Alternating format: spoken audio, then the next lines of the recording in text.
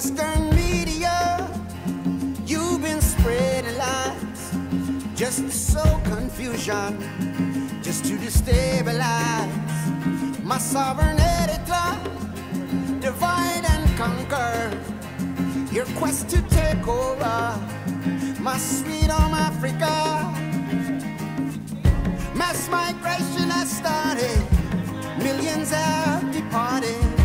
All the minerals you stole, you discounted millions of souls. Sanctions on baseless sanctions, you'd love to see us kneel, but with the can-do people, we will never yield. And I say no more, no more, no more.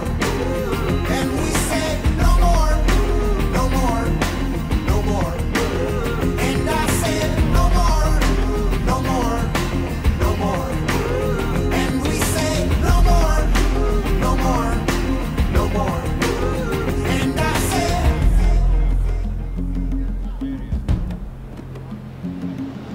no more plague of neocon, military intervention on a peaceful, self-reliant nation. No more meddling, no more false narration. Don't you see what you've done? On behalf of the Eritrean American community, I would like to welcome everyone, and particularly I would like to congratulate the organizers for having this vital African Peoples Forum for a new relationship between the US and Africa. This asymmetric relationship could be at the source, at the heart of every evil pain that Africans have endured here in the diaspora as well as across the ocean in the mother continent.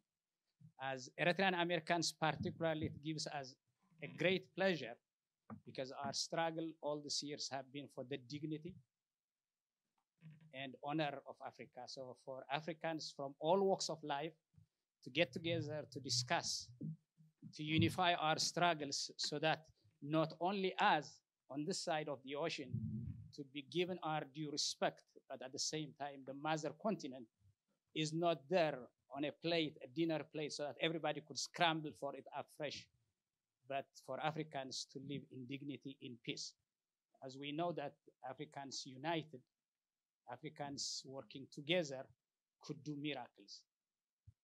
But unfortunately, the forces to be from America to Europe to Russia to China, all what they see in Africa, they salivate Africa in order to exploit it and take advantage of its resources. So to have this forum organized in this Eritrean American Community Center, it's a great pleasure. Particularly, I would like to remember the Eritrean youth students that 50 years plus ago had started this movement in solidarity with their African sisters and brothers for the struggle of and liberation of their people and country, but to see the youth picking up the torch and moving forward so that for all Africans in the diaspora and in the mother continent could live in dignity. It's a great pleasure. Welcome. I would like to use a Swahili word, karibu. Its root word means let's get together, let's come. In Tigrinya, also it's in Arabic, we say marhaba. So marhaba, karibu to this meeting. We wish you all the best and success. So for the Eritrean American community, on behalf, I could dare to say that this is a dream come true because all these years we had paid dearly because we refused to bow down our heads. We want to have our own independent, self-reliant Eritrea, but as you all know, it's a rough life because there are people who don't want symmetric relationship. They want master-slave, colonialist colony, and in this neo-colonial time, 2 days from today, we'll see how Africans are going to be herded, to be lectured, not to be taken as partners. So We'd like you to feel at home in this ECC. And again, we wish all the best for all the panelists and the organizers. Thank you very much. All right. Thank you, Dr. Gideon. All right, we're going to get started. My name is Hermela Aragawi. And my name is Yolian Ogbu. And we are going to be your moderators for the day. Thank you all for coming. Really appreciate you actually taking the time to be here. This is what this forum is supposed to be about. Get offline, get into a room with each other. I'm so excited that all of you are going to meet each other. Our panelists are specifically picked because they are people that have been working against exploitation in different sectors. We've got people in the audience that have been doing the same thing, people, African peoples and progressive peoples from really all over the world. This is pretty well represented in here. This is the first annual African Peoples Forum. We hope to do this as an ongoing series for education and community, really get people back together in the same room so that we can build communities, organize, and actually make some changes. So for the purpose of that today, we have a series of 3 panels. They're gonna be about an hour each, and then we'll also have a Q&A at the end. There are notepads that you guys picked up with the cool African Forum tote bags that they had at the front. So if you have a question, write them during the panel, and one of our organizers will come pick them up, and we'll do that at the end. So for what these panels are gonna be about, I'll go to Yolian. Yeah, so we're going to have those 3 panels. The first is going to be discussing economic development as a human rights issue. The second is going to be how we can connect struggles of folks in the United States and folks on the continent. And then the third one is going to be primarily about media, narratives, the power of telling our own stories the way they need to be told.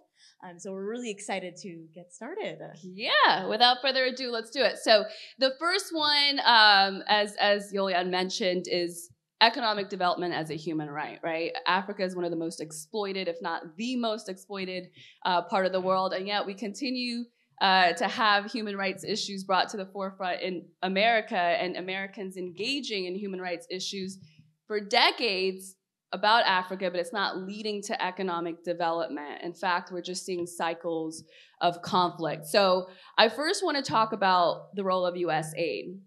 Yes, so I think it's important to just put it out there with the numbers of U.S. aid being pumped into Africa. So we have billions of dollars of what the United States Department likes to call humanitarian and development assistance into the continent. Around $1.6 billion are pumped into the Horn of Africa alone, with Ethiopia ranked the highest, about half of that being pumped into the state of Ethiopia. I think it's going to be really important for us to dive into why that is and what we need to do about that. Right. Why is that not leading to economic development? For that, I'll go to Elias Amari first. Thank you. Thank you, Hermela and Yoel, for that nice introduction. Good setup. Doing a good job of moderating. And let's please give it up for our sister Hermela Aragawi. I'd like to salute her for being a voice of peace, a voice of unity in these critical times of transition of what we call the new Horn of Africa. So, very important question. I'd like to begin by way of introduction and segue a little bit to the Far East of what the Chinese in their history call the century of humiliation. For China, that century of humiliation was roughly from 1839 to 1949, and it's what gave impetus or the driving force for the Chinese Revolution, which eventually won in 1949, and China is where it's at today. Humiliation is over. China is finally a great power, the great world power that it is. So by comparison for us, African people or people of African descent, it's not 1 century of humiliation. We have to talk about 5 centuries of humiliation. 5 centuries of humiliation, of genocide, slavery, colonialism, loot and plunder of Africa. But the root cause of that 5 centuries of humiliation, of course, is Western imperialism.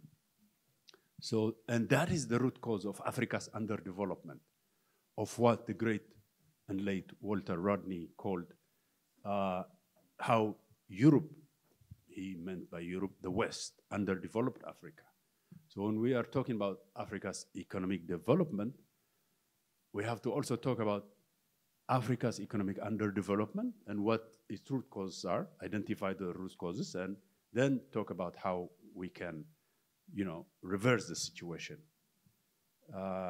So I'm kind of giving a historical background for the rest of the panelists, and then we come to 1955, the Bandung Conference in Indonesia, the Global South finally awakening, okay, overthrowing the yoke of colonialism, imperialism, and 10-point principles. It was a great moment for the Global South in general, and for Africa in particular, because that ushered in, generally in 1960, the era of, you know, decolonization of African countries becoming independent. Most African countries became independent around that time.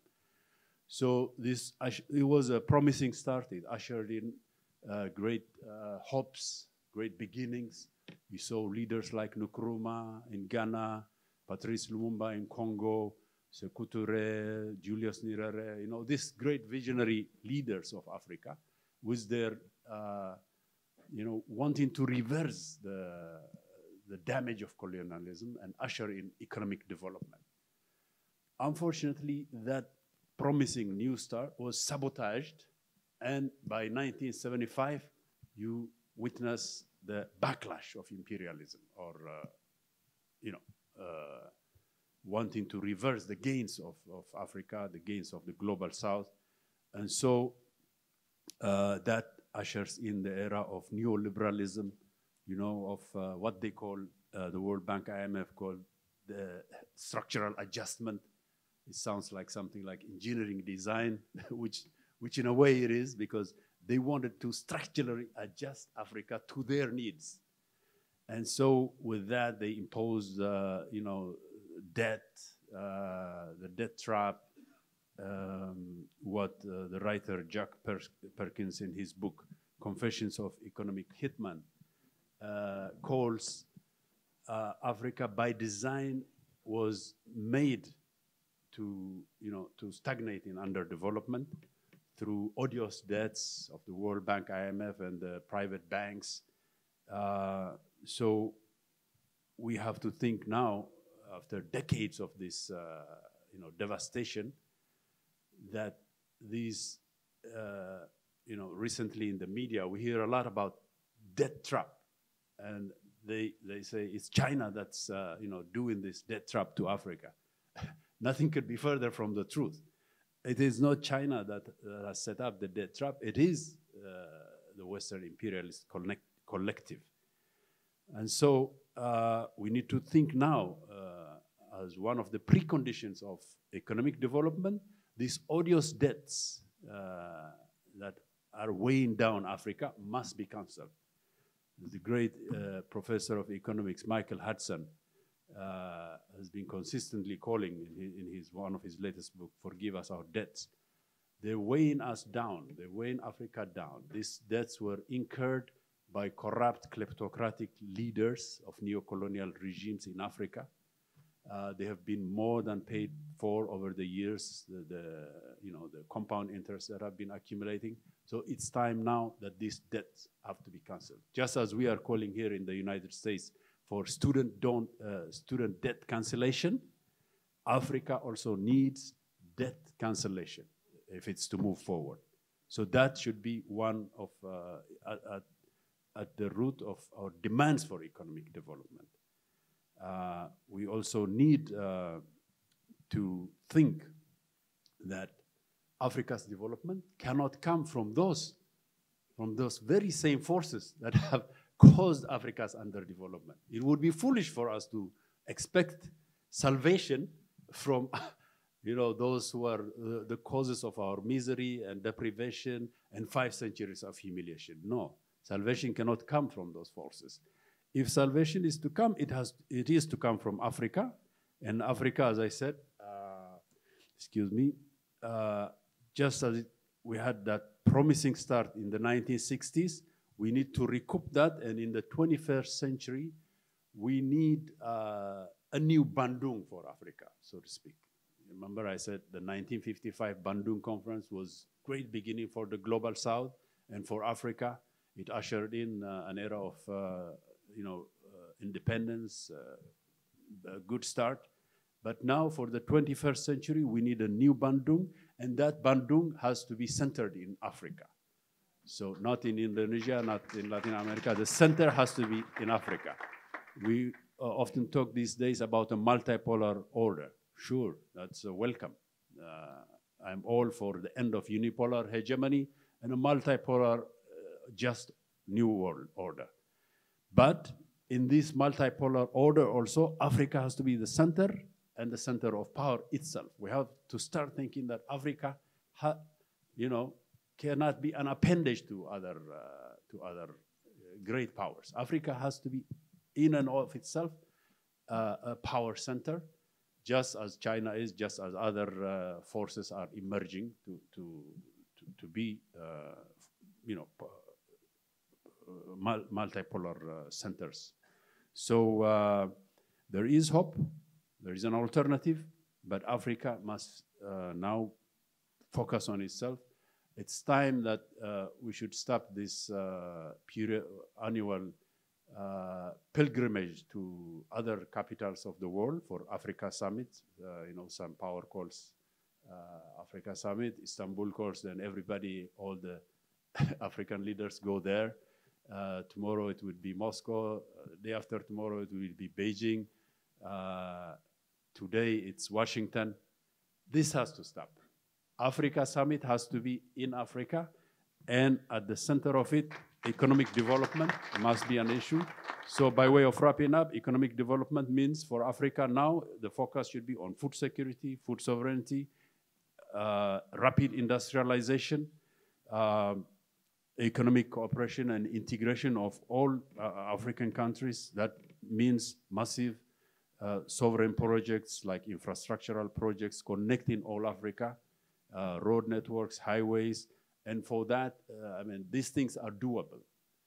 You don't need foreign aid for that. Africa has enough resources, enough talents, enough capital we can get. We can raise enough capital for that, and if need be, we can find the partners that can assist us for that. And with that, I pass the mic. Thank you. Thank you so much, Elias.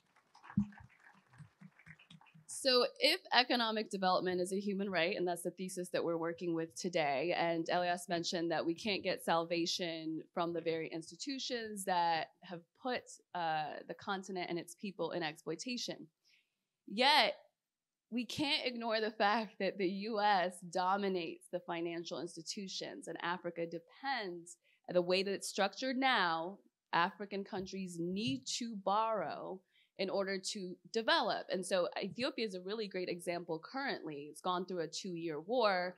And even though a lot of the leadership is very Pan-African in their speech, and the communities are as well, now that the war appears to be wrapping up, same officials are courting it looks like they're courting US officials, and the talk is they need the IMF loans. So Imani, I want to come to you about this. How does the current structure, the current financial institution, actually hinder development on the continent? Well, good afternoon. And first of all, I really want to thank Hermela and the organizers of this event. So this is a very special event, and we really need a people-centered discussion on U.S.-Africa policy, and to hear that this may be an annual event is very, very exciting. So my hat is off to the organizers and the volunteers who've made this a really lovely space, and the artists who've shared their pictures with us as well. It's quite wonderful. I'm actually going to start where my brother Elias started. Because he mentioned Walter Rodney. And 50 years ago, he wrote a pivotal book, How Europe Underdeveloped Africa. And it was groundbreaking on many levels. And for me, someone who cares deeply about Africa's development, there's one element of his analysis that really stands out. Because Rodney talked about underdevelopment as a relationship of exploitation. One country by another, one class over another.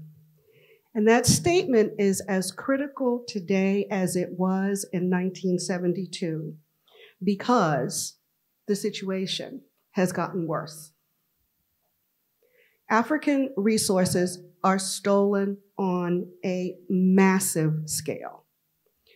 In financial terms, the UN Commission on Trade and Development estimates that the continent loses nearly $88 billion a year.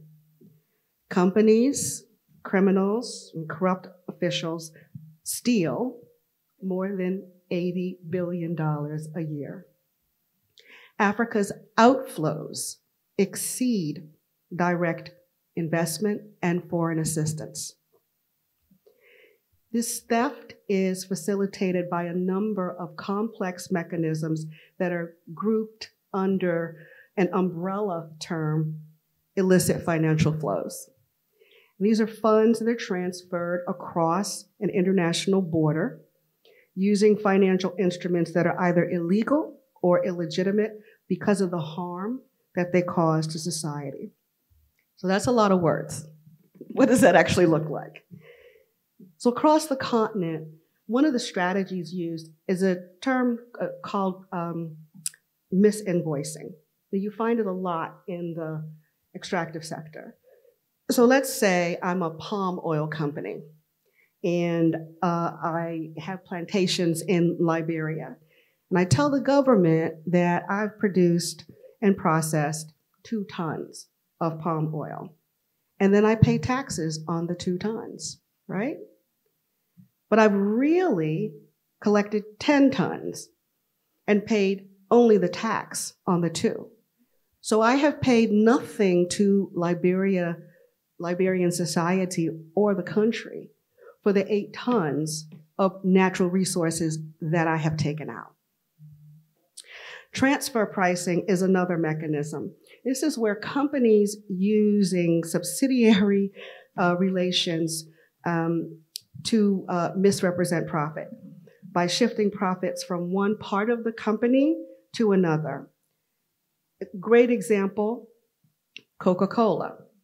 So we know Coke is a global company with subsidiaries, plants, distribution facilities all over. And they're one of the largest employers on the African continent. Here in the US, where Coke is headquartered, in order to reduce its 2007, 2008, 2009 tax burden, it shifted profits to what it calls foreign manufacturing affiliates. Really, it just said, well, there was another part of Coca-Cola that made money because we didn't make that money. But the IRS differed. And so after a very long court battle, which Coke has lost, this year they are responsible for paying to the US government $3.3 billion. That's one company, 3 years of tax that they did not pay to the United States. Imagine what they're not paying to Ethiopia. Then there's criminal activity. Africa's coastal countries lose billions per year to illegal, unreported, and unregulated fishing. The Ghana alone loses about 100 million a year. Foreign vessels from China, Russia, Taiwan, they operate without authorization from African countries. They fish out of season. They don't report or misreport their catches. And the impact of this theft is not only related to financial costs, because these practices also lead to the destruction of the marine ecosystem. They disrupt trade, and foster economic migration. And so what does this mean for African governments and people? It means that governments don't have the money they need to invest in their own development. It means that they cannot invest in essential services like health and education and infrastructure. They cannot address the environmental devastation at a time when the climate crisis it places an existential threat against most of Africa. Job creation is impossible. Livelihoods are destroyed, as is the case in the fishing sector. And really importantly, as we talked about the 500 years of humiliation, what the underdevelopment, the continued underdevelopment does also is that it helps maintain the political and historical narrative of African incompetence. Illicit financial flows are a global issue, but disproportionately impact Africa. In 2015, researchers reported that Ethiopia was in the top 10 of African countries most affected by illicit financial flows. Millions of dollars leave Ethiopia, and the levels are estimated to be the equivalent of 10 to 30% of the government's total revenue. In Ethiopia, the primary mechanism is trade misinvoicing. So the intentional misstating of the value of a good or an item for the purposes of evading taxes or laundering money. In businesses, these are national and foreign, operating in Ethiopia, underreport the amount of imports in order to bypass tariffs and VAT. They underreport the exports leaving the country to avoid taxes. They overstate or overinvoice, again, to avoid tax by inflating the cost of production. Importers and investors also use fake contracts that indicate a higher price than a commodity's actual price to get foreign currency from banks in the country. And I would ask everybody in the room to just think for a minute about what Ethiopia exports and what it imports. It exports coffee and gold. And before the pandemic, there was a growing garment industry, textile production. And it imports petroleum and wheat and packaged medical products. And so if you just take a minute and think about those areas and the amount of revenue that should be generated and that the amount of revenue that is being lost, I think one has one sense of an answer to the question, why isn't Africa and Ethiopia better able to meet the needs of the people? Research conducted by the Dakar-based Trust Africa indicates that illicit financial flows have already significantly hindered the fight against poverty in Ethiopia. And amongst Ethiopian and foreign business persons, there's continued interest in taking resources out of the country. So African countries have been calling for the end to illicit financial flows and the unconditional repatriation of stolen assets. Under the continent-wide campaign, Stop the Bleeding, governments, women, trade unions, and civil society groups are driving this initiative that is rooted in African experiences and reinforced by global African linkages. But one of the missing links in this growing initiative is us. These complex financial mechanisms are named and known in Europe, the Caribbean, and South America. Here, the concept is less known, and we don't have a complete set of strategies, tactics, and toolkits. Here in the US, which is home to the world's largest capital markets, and is a major tax haven. And we are home to many corporations that either engage in or enable the corrupt practices that I've just described. We have a lot to do. We have to understand these issues, right? And that means continuing to raise awareness in forums like this and in our own individual study and so forth. We also need to consider joining or supporting organizations that are doing the research and advocating for issues, but not just any organization, right? I encourage you to think about identifying and supporting organizations that are responsive to African demands and that work in partnership with thought leaders on the continent. Campaign participation. There are global campaigns that target this concept of illicit financial flows. We should, I think, do what we can to support those efforts. You can start your own campaigns. You know, this could be an annual part of the People's Summit, right? A focus on ending illicit financial flows and stopping the theft from Ethiopia and other countries. But also today, I have a petition, which I invite all of you to sign, which is a very small effort to try to get elements of the US government, mainly the Congress, to commit to studying these issues through conversations and hearings and so forth.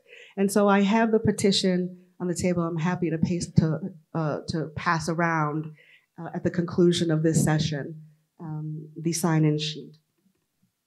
Thank you so much.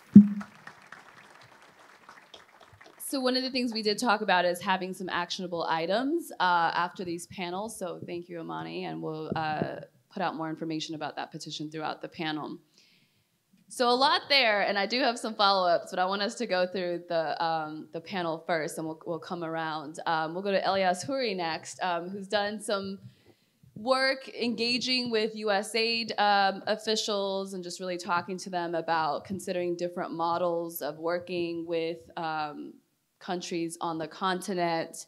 And so I want to come to you, Elias. How are organizations operating, development organizations operating on the continent right now? And what are other ways they could be operating that would actually create the economic development that they say is their mission? Thank you, Hermela, for that introduction, and thank you everybody for showing up today as well. Just before we go there, if I can hit up on a couple of points that were discussed prior to me, just to strengthen those points.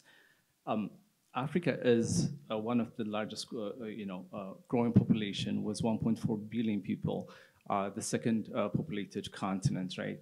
And most African countries are expected to have a growth of above 5%. The populated cities are supposed to triple within the next 20 years. All this is without a good infrastructure, without having all the good technology and the health infrastructure as well. If you just look at power-wise, out of the 55 countries in Africa, 33 countries are only serving 50% of their population with power. And in the case of one particular country, only 7% of the population is served with power. When we say power here, most of us think of our home where we have about maybe up a dozen of, upwards of like 20 bulbs or so. We're talking about in Africa, 1 bulb per household, right? If you go to the countrysides. So coming back to some of the financial aspect of it, to me, looking at the World Bank as well as the China approach towards development in Africa, it appears to be another scramble for Africa, right? So let's take another aspect of it also from AGRA, independent, non-governmental organization, where fertilizer and helping the farmers of Africa to grow more productively and to ensure that we have plenty of food, right? Unfortunately, AGRA spent, I believe, upwards of $6 million, but yet Africa is not is not food sufficient yet. Why did that happen? Also, if you look at it from different perspective, basically, AGRA introduced synthetic fertilization in Africa, which is not a natural aspect of it. It did not consider the nuance of the country. So as such, most of these countries are saddled with another loan now to continue to buy fertilizer to help the farmers. So looking at these different approaches, let's look at Mozambique also. There is a report out there by World Bank where World Bank actually documented that they actually introduced inequality by shoving down a model on Mozambique that did not consider the local aspect of it, the need of the folks in that country. So where does that lead us? Why do I bring all this different aspect of it? I think history has left us with responsibility. Those of us who are from the diaspora, as well as the Pan-Africanists across the world, we are, unfortunately, we're saddled with this responsibility fortunately or unfortunately, we're saddled with the responsibility to make sure that, the US government, as well as all the other Western countries, do craft a policy that is on equal footing, equitable, and beneficial to both sides. With 1.4 billion, population and growing still, there is a lot of trade that could be achieved, and that could help both entities. But that is upon us, as earlier said, that to get involved with good organizations, to influence those policies, to make sure the policies are crafted to help folks in Africa. So the particular approach that I discussed with USAID around 2013, I brought this up. It's not new to USAID, but they have actually implemented it on a different aspect of it, the P3 model, the public-private partnership, where you have a private party as well as both the host country as well as the US government could collaborate and distribute the risk. Right now, if you look at Ethiopia, during the TPLF regime, there was about $54 billion aid provided to the country. $30 billion, we don't know where it went. They couldn't account for it. So the reason I bring that is that the problem is this risk is not distributed across the different entities that are involved in developing different projects, such as the airport example that I gave in Uganda. The nuance of the country is not clear and understood. But if we use a P3 model, particularly if we focus on a P3 model where it's structured in a correct way to account for the risk distribution between the private parties, the banks, as well as the host country and the US government, it would change Africa, I believe, particularly in infrastructure and in technological related items. This could be something we can.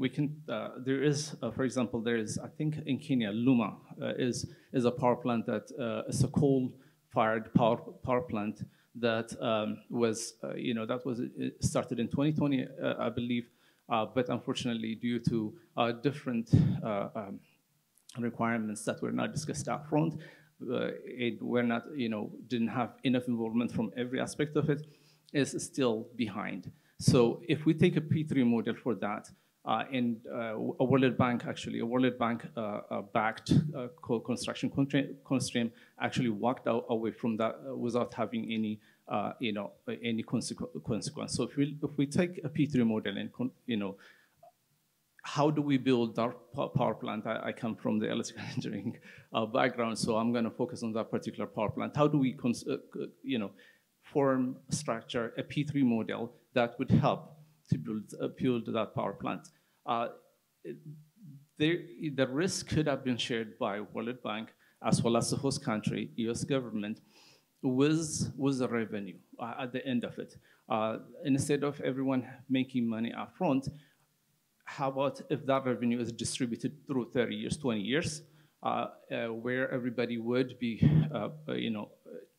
working on the particular project and contributing to the success of that power plant, but their gain and the revenue would be at the back end. And the US government or USAID could back that up and ensure that those projects are successful. And instead of having one project that fails after the other one or is delayed, using the proper structuring it and looking at the nuance of the country, understanding what are the needs, defining those things before we start engaging in any other projects or programs, I think we can change it. But again, all this could happen if we can change the U.S. policy towards aid. Instead of having human rights tied to a particular aid, and not only that, it's not executed correctly, as stated earlier, where funds are running away from one side to another side, on equal footing. How about if we have the African Leaders Summit in OAU in Addis Ababa and having this equal discussion, in ensuring that we structure programs and projects correctly to successfully help all Africans to bring them up, to bring Africa to become prosperous. And I think a think tank on this might also help. So just if I think. Thank you so much, Elias. I see notes being taken, so we will come back around the panels. But we'll first go to Simon.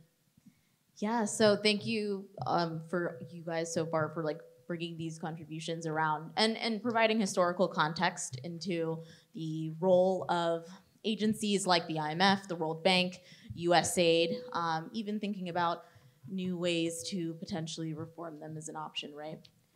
Now, I'm curious because we're learning about the role that these agencies have in destabilizing countries on the continent. Now, when we hear about that, we never really hear about any type of positive contributions or positive economic development on the continent. When we hear about human rights and human rights issues, it's always in the context of political and civil freedoms, right? But why not the right to clean drinking water, food, security, any basic needs needed for human survival? So Simon, I'm curious if you can really dive into the history of human rights discourse and what can we do with the limitations of that? Thank you for the question. Excuse me. Thank you for the question. Very relevant for today. So we have to go back to the end of World War II, where much of the world was coming out of war, decimated, economies destroyed, countries looking to now prevent another world war from happening. So what they did was they created in 1945 they got together and they signed the UN Charter, essentially creating a framework for the creation of the United Nations and starting this process of the world coming together and not just preventing war, but the world collaborating, working together to improve the human rights condition of the world. And exactly what I mean by that, there was actually in the preamble of the UN Charter, it talks about, it says that they reaffirmed, quote unquote, reaffirmed faith in fundamental human rights and dignity and worth of the human person. Article 55 of that same charter says there would be, quote, universal respect for and observance of human rights and fundamental freedoms for all without distinction as to race, sex, language, and religion. So basically, you had the start of a human rights process on a global level. Prior to, in the olden days, prior to the modern era, you had, if people wanted to go to war with another country, the justification would be, good, evil, religion, so many different things you can talk about. But what this did is this creating a framework for global governance that's based on principles of human rights. And so it was, they mentioned that in the UN Charter, they mentioned the need of the member states to respect human rights. And so from 1945 on, this process had started. And so just a year later, there was the UN Commission on Human Rights. And in fact, that commission was actually, it got its start from, it was created by the UN Economic and Social Council. So just to show you right then and there that human rights was actually something that was started with an economic and social dimension. And it was from there that then you had this commission which drafted the Universal Declaration of Human Rights in 1948. And so in the Universal Declaration of Human Rights it has about, actually it has 30 articles in it, and most of them are economic and social rights. They're tied to economic, social, cultural stuff. This was a document that was accepted by most of the world. It was translated into 500 plus languages, more countries than languages, more languages than countries in the world. So obviously in the indigenous languages of varying communities. And so so then that was 1948. And so in 1966, what they did was they had these two important treaties. They called them the International Covenants. So there was one international covenant on economic, social, and cultural rights, and the second one was on civil and political rights, what Yolian just mentioned. So the thing is that the United States, the country that we are in today, they signed, but they didn't ratify the Economic, Social, and Cultural Rights Covenant. And what that means basically is that the United States, in actual practice and through legally binding sort of ways, refuses to commit to economic human rights in the world. And so what it does is basically exclusively focus on civil and political rights, the other treaty. And so it's in fact the only industrialized country in the world that does not recognize those rights. And so it has not ratified that treaty. So what they do is they focus exclusively on civil and political rights, and we see this manifesting in so many ways around the world. So just so you know how important it is that all of the rights should be respected, the leading body of the world for human rights, OHCHR, the Office of the Commissioner, the High Commissioner for Human Rights, it is the leading body that goes back to the UN Charter and the Universal Declaration of Human Rights. And so it was created in 1993, but it is part of this process. It is now the leading entity for human rights in the world. And so what they say in their documents, actually for the Human Rights Council, in the document that establishes the Human Rights Council, what they say, quote, "All human rights are universal, indivisible, interrelated, interdependent, and mutually reinforcing, and that all human rights must be treated in a fair and equal manner on the same footing and with the same emphasis." But they also say, OHCHR that is, that no social phenomenon is as comprehensive in its assault on human rights as poverty. So clearly, the economic dimension actually is a very crucial factor for all of the human rights to be fully expressed and felt and enjoyed by all peoples. And so the fact that the United States refuses to sign the treaty on economic, social, and cultural rights makes it so that it has a skewed version of human rights and pursues human rights in a very specific and, in fact, I'm going to say prosecutorial way. So just to give you an example, when was the last time you heard about a country that the United States or in the Western world targeted for, let's say, they invoke humanitarian intervention in a country because they didn't have enough health care, or they didn't have enough education wasn't free. They don't do that. When do they invoke humanitarian intervention? What did they do to Libya? It's always civil and political rights, that there are these authoritarian regimes, that there are, not enough elections aren't done, the people aren't able to assemble. And not to say that these things aren't important, but they're mutually reinforcing, as they say, that they're interdependent and that they must be equally respected. And so the fact that the U.S. and the West has this singular focus on civil and political rights, what it does is it leads to a skewed version of human rights in the world. And so when we come to places like, this recent conflict that's currently, there was a peace deal in Ethiopia with the Tigray conflict, we saw that they want to issue through what they call special procedures through the Human Rights Council, to issue these special rapporteurs or these commissions of inquiries to investigate these different issues of human rights in different conflicts. And so they want to do that in Ethiopia, but what they're doing is they're focusing exclusively on civil and political rights.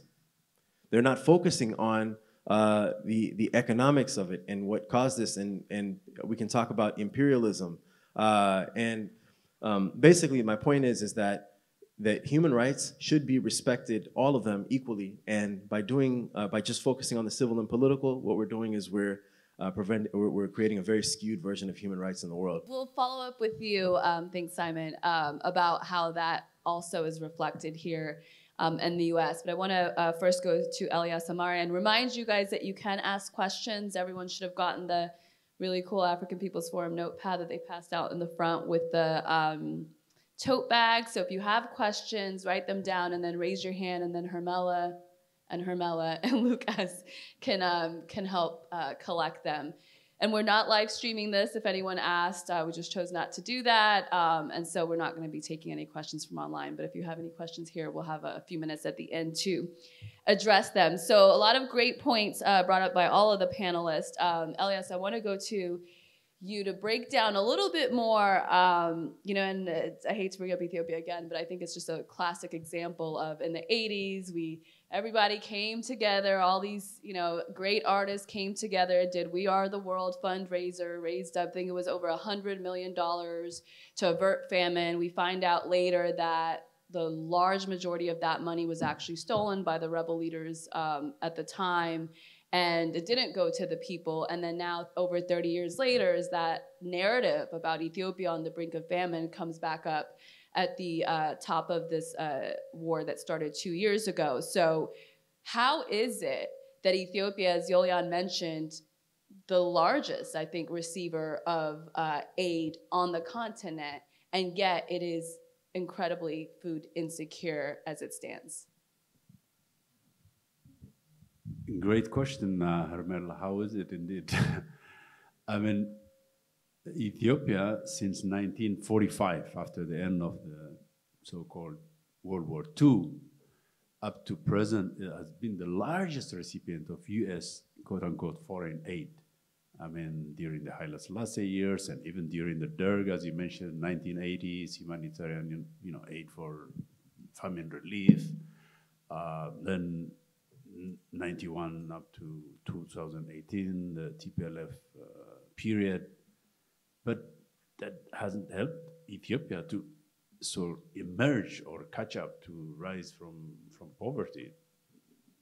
In fact, as you correctly pointed out, food aid is targeted deliberately in African countries to sabotage African agriculture. A lot of times the food aid is dumped during harvest time, when the farmers have, ripped, they harvested their crop and are ready to sell it to the market. But when cheap food aid or so-called free food aid is dumped into African countries during that time, the farmers cannot sell it, cannot compete with this free food aid. So if that is repeated year in, year out, farmers then are disincentivized to continue their farming. They cannot compete. I don't think the way USAID is currently structured is going to bring change to Africa, and I don't think necessarily USAID is the one who needs to bring change to Africa. I think it should be us, right? So from that perspective, I had this discussion way back in 2013 when I was a little motivated, right?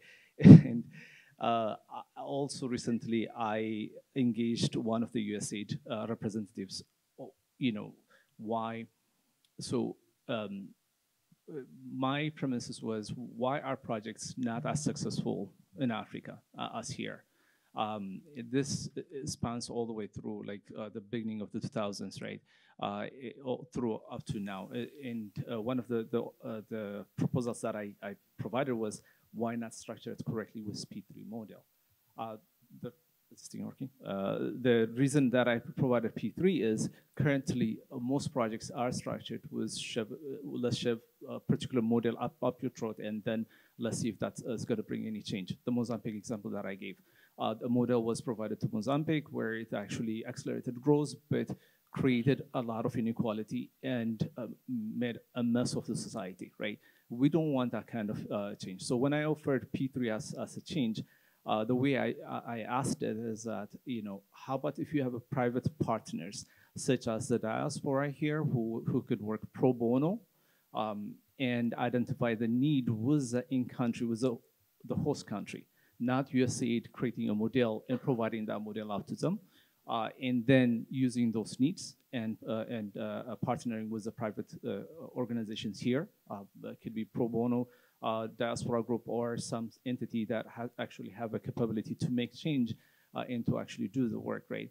And then structure the financial aspect of it also. So if we can take the power plant, for example, you can structure it in this particular manner. If that power plant can actually produce and bring revenue upfront, if that discussion could be had with the in-host country, and if we clearly define the requirements for that particular power plant, and then if you have a diaspora group who could work as pro bono to assist on that expertise, and also if there are engineering constraint as well as construction constraint, that could work with the in-country as well as with USG. USG is basically going to be the guarantor, not the person who's going to do the actual work out there, right? So by doing that, the revenue stream would be shared with the engineering constraint as well as with the construction constraint in 20, 30 years. P3 is not a new model for USAID as well, but they just have not scaled it up. And when I proposed this is the answer I got.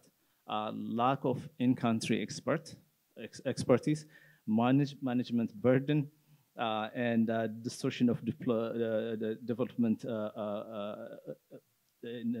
priorities is some of the reasons they gave me. Particularly, they harped on lack of in-country expertise. And that's where I think the Pan-Africanists, as well as the diaspora group, could come to play, right? So this is what I proposed. I don't think USAID as structured currently, even with the P3 models that they've been taking to Africa, has not produced change. AGRA, for example, the example that I gave earlier, did not produce, food security in Africa. We're still insecure. So my suggestion was not to continue this policy, but for us as a Pan-Africanist and as African Americans here, to work together to create a change in U.S. policy and to participate in different aspects of the government, and to ensure that policies are crafted that actually could bring change about in Africa, is what I'm saying. I'm not seeing USAID as agents that's going to bring change to Africa. Thank you, Elias. Okay, awesome. Can you all still? Okay, awesome. So now I want to kind of turn back to Simon, because I think this all ties back into the human rights framework that we've been it's so heavily propagandized in this country. I'm curious, do you think that there's a limit? Like, we defined what the limits, I guess, of the human rights discourse are. Is it possible to work outside or within this Western liberal framework in order to make it useful for us, or do we just throw away this concept altogether? If we look back, going to the UN Charter, I mentioned earlier how the UN Charter is sort of the source of all of this, the human rights framework, the human rights process. So we've gotten because of what I mentioned earlier, the singular focus on the civil and political rights, we've gotten off course in terms of this holistic approach to human rights that is responsive to the people and, you know, by the people, for the people. So the thing is, we have to go back to that source, the UN Charter. And in fact, a bunch of countries, or about 30 countries at the current moment, have decided, let's form what they call the Group of Friends in Defense of the UN Charter. And these countries around the world are coming together to basically restore the proper human rights approach to, you know, in the world, and also again, just to defend the UN Charter, as we see it being flagrantly violated in conflicts, these wars around the world, you know, intervening in countries, which is totally against international law. And so that's one process. That's like the state level process where states around the world are connecting and engaging in that kind of thing, going back to the UN Charter. But how about the people? You know, here we are the people. We are part of various social movements, Black, progressive, anti-war, you know, Pan-African, African diasporic sort of movements, as you've seen with No More and others. And the thing is that these movements coming together, they should put at the center of what they're doing human rights. And this is something that we should be focusing on as we move forward in fulfilling the actual mandate of the UN Charter that we are pushing for. As you know, those quotes on that that you know, human rights are indivisible, and you know, you should be mutually reinforcing and that sort of thing. That holistic approach to human rights, that's the people's human rights, that puts at the center the alleviation of poverty and the economic and social dimension.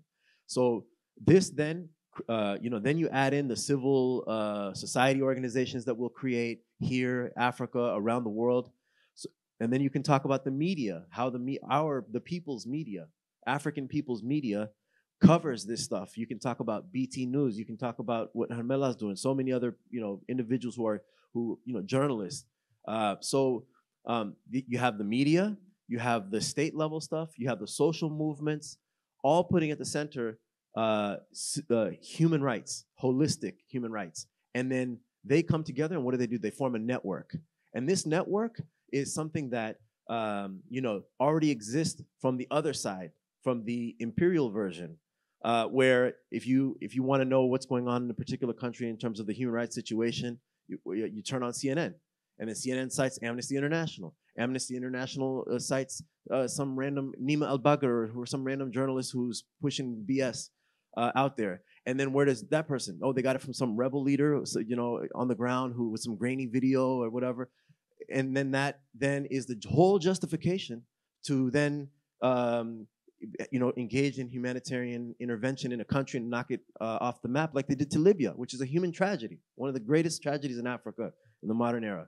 So that is a network that you chose to believe. You look at that network, the CNNs, the Mail-in Guardian, you know, in Africa, or even you know, the all the stuff that then goes eventually to the ICC, the ICJ. You know, that becomes this. That's the whole network. So it's the state, it's the civil society, it's the media, it's the movement, like the more liberal sided movement. I don't know what your politics are. Everybody's in here, but on the liberal side of things, it tends to be, you know, that politics. But I will say so. But we can have our mainstream, the people's mainstream, that where when we listen to you know, the different media outlets and the different institutions. Elias mentioned a think tank. We should have our own think tanks, our own media, our own legal structures where we actually, you know, I know people have mentioned doing like people's tribunals and things like that, like from the ground up, from the grassroots. And that to me is genuine human rights that we should be pushing as a challenge to theirs. So it's our human rights, the people's human rights. Awesome. Thank you so much. Thank you, Simon. All right, there's a lot of questions. Some of you have horrible writing, so I can't read all of it. But if I do read your question and it starts to sound familiar, I might ask you to get up and actually tell me what it says. But there is one that I'll start with, and anyone who can answer it can pick up your mic and answer it. Can you discuss the difference between the Marshall Plan and the current aid structure? Why was the Marshall Plan successful? Was it because of the intent and premise? And Imani, you've mentioned the question of intent. And is the intent and premise there different from the aid Africa receives? Anyone who wants to answer that can pick up the mic and do that. Elias Amar. Yeah. We have to be careful about, I hear sometimes Eritreans say, we need a Marshall Plan for Africa. But let's put it into historical context. The Marshall Plan came as a result of the Second World War and the newly emerging Cold War, so-called Cold War. It was Cold War for them, hot war for us. We have to always remember. The Cold War was not cold for us. It was a hot war period for the global south. Anyways, the emerging hegemon at that time, the United States, saw in Europe, these Western countries devastated by the war. So there was a debate actually. There was one, I forget, Morgenthau, I think. He wanted to do in Germany as they did in the First World War, which they wanted to, impose deindustrialize Germany so that it doesn't rise again and become a threat, reparations and so on and so forth. But they quickly saw that that wouldn't work. It would be counterproductive. So they came up with, the Marshall Plan. Reconstruct European countries. There is the emerging threat of communism, the rising socialist movements in Europe. So they needed to put in this Marshall Plan in place so that the threat of communism in countries like Italy, France, even Germany and others would be contained. But the Marshall Plan was not free. Most European countries just finished up recently paying up the debt from that time. The United Kingdom just finished up paying the debt, I think about 10 years ago, if I'm not mistaken, a decade or two. So the reason for the Marshall Plan was political, to contain the spread of communism. You can't have Marshall Plan in Africa now. Well, what's the rationale for it? What's the threat? So what we need in Africa is reparations, maybe, for 5 centuries of humiliation, but that's another subject. For centuries of enslavement, genocide, and what have you, to demand reparations. Africa needs to be repaid for this loot and plunder that has been going on for 5 centuries. But to get reparations, you have to be strong. You cannot demand reparation when you are weak. Who will listen to you? Libya only got reparations from Italy, the same colonizer like Eritrea, because Libya reached a certain strong point and they reached an understanding where Italy paid some billions of dollars for reparations for damage it did to Libya. Now we can think along the same line.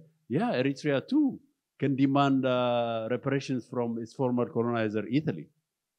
Yeah, but what do we have Eritrea right now? We are not as strong as Libya was during Gaddafi's time. So it's only when you are strong that you get reparations. You know what I mean?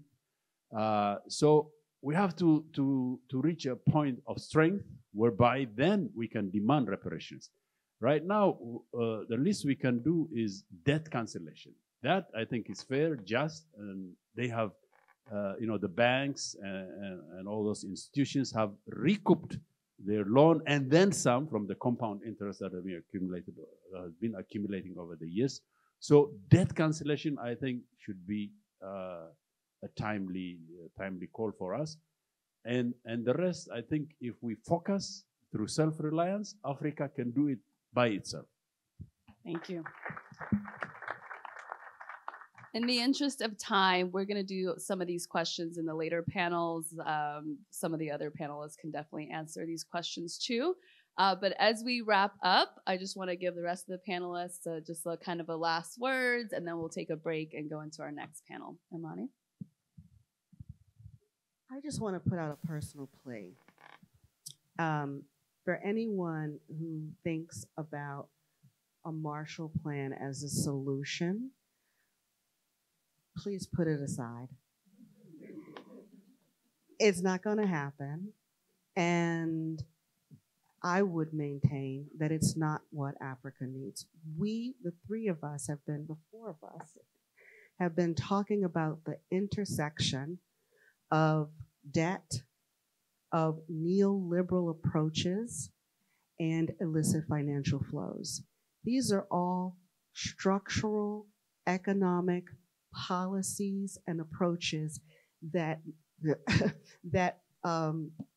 steal in very legal ways, right? Unethical and immoral, but they withdraw, they extract resources from the African continent, right?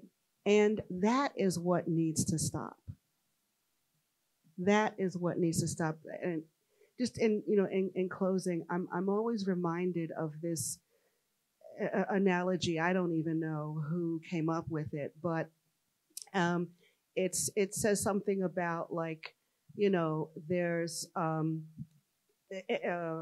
person of color on the ground, and someone is standing on their neck, and you ask the person on the ground, well, what do you want?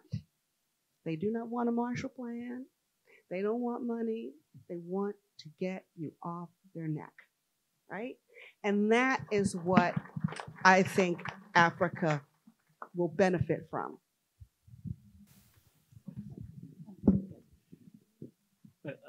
I just want to add a couple of things on what Elia said. How about if we stop paying colonialism debt? Like, there are 14 countries that actually are paying debt to France, right? As we speak, right? If their monetary system is entirely tied to France, so that's still colonialism. We have not left colonialism yet, right? But beyond that, what is our responsibility? I think most of the challenges are laid out pretty well by the three panelists here as well. But what is us individuals? What is our responsibility, particularly as African Americans, right? So my view is we need to get involved in this entire discussions. Need to knock doors as much as possible so that we could get heard. We need to collaborate and start having a think tank. What Simon said a little earlier as well, so that we can craft the future, right? As opposed to having a model that is the Mozambique model. The Mozambique one is going to be what I'm going to harp on today. But a model that was crafted was provided to Mozambique, really increased the growth, but yet brought up about a lot of pain, inequalities. The rich and the poor, the difference is greater. This is from the World Bank report directly, not from any other source, right? So aid should correspond to what the host country needs and should consider the nuance of the country. And I don't think Africans should depend on aid for the long run, but developmental aid should consider the needs of the country, the nuance of the country, the culture, the custom, how do people live, and really, is our project going to fail at the end of the day, or is it going to bring about change and the expected revenue thereof? So that would be my final word. Thank you.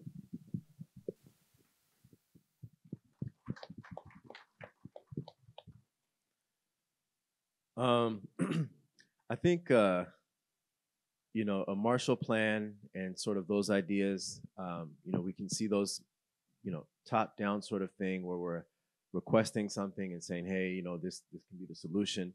But I think we really have to think about things from the ground up and work on the grassroots. That's where we're at, the people, and really going among the people and doing more events like this where we're providing public education, having discussions with one another in the physical space now that You know, we're moving out of this pandemic, and I think you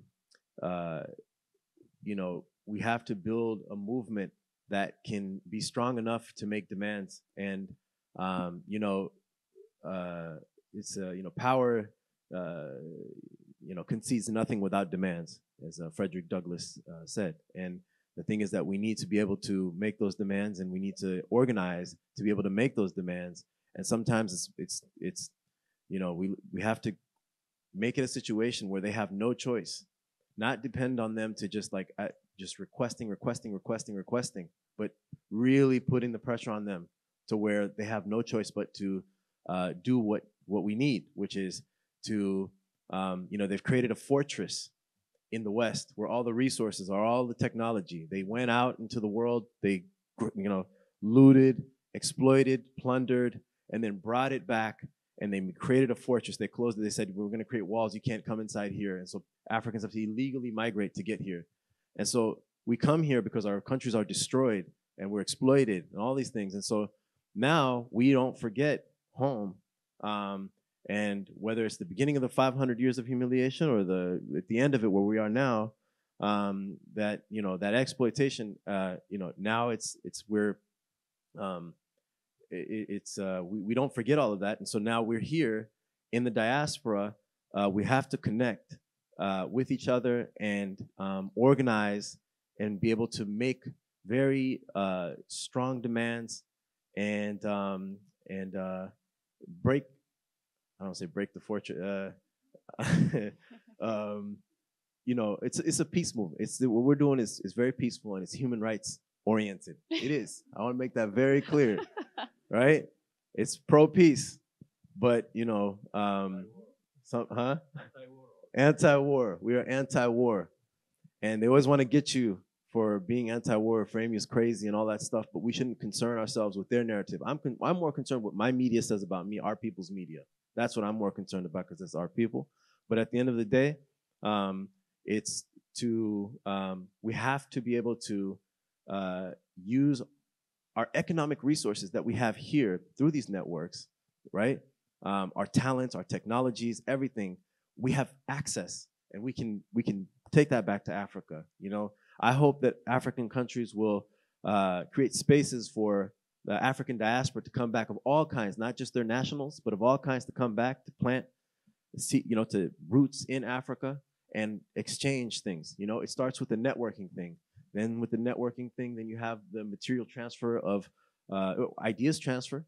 And then beyond ideas, then you have like materials transfer. We trade with one another and all that sort of stuff. And then, you know, now we've built like an actual infrastructure, a network that's not just digital. By the way, moving out from the digital world. So I don't want to talk too long, but my point is we are starting this process here today, and so more of this is actually literally doing what we're talking about. So it's the starting basis, and I will leave it at that. Thank you. So as we're wrapping up this panel, I just first want to say thank you to the Eritrean Culture and Civic Center. That's the space that you're in right now. A lot of work. All these beautiful flags you see up of every African country, you know, everything up here, the way it's set up, all of this was done by people here at the center. And so we really appreciate that they've made this possible. So one more round of applause for them. So we are going to read the upcoming panels or tell you a little bit about them. Just 15-minute break, probably more like 10. And just, you know, there's some coffee over there, some water, some tea. Apparently there's wine and beer in Arak. I don't know if you want to get started on that right now, but maybe on the third panel. Just a suggestion. But we also do have some bread, and hambasha is like the traditional bread in that region. And we're gonna have a reception after, so please stay. Jamal Countess, photographer, who's worked a lot in Ethiopia, has an exhibit back there. So go on this break, but there will be another break too that's much longer, a little bit longer from the second and third. Check out these pictures. Tears of Wallaka is the name of the exhibit. It profiles civilians who were killed in a part of Ethiopia called Wallaka, and it's just kind of a reoccurring issue there. So those pictures capture what happened there. So please go check that out too. And so we have a little bit of information on the second panel, and then we're gonna wrap. Awesome. So before y'all get going with your break, the next panel that I'm excited to be in conversation with are members from all over the African diaspora and Africans in general. We're going to be talking about how to better connect the struggles and express international solidarity between folks in the United States and members of the diaspora with folks on the continent. We're all here, so what do we do here to support, Africa in general? So A little bit on social media. yes. So we have a hashtag APF2022, and we do have a Twitter. And let me African_PF. Yep. It's okay. It's new. Awesome. Okay. So we'll do a lot of that there. There's also AfricanPeoplesForum.org. It's a website that we've launched for this, and we want these questions and follow-ups to happen on that website, and that kind of be a space for us to follow up on what happened here today. But let's give a huge round of applause to our panelists, Elias Amari, Imani Countess, Elias Huri, and Simon Tesfamariam. Thank you.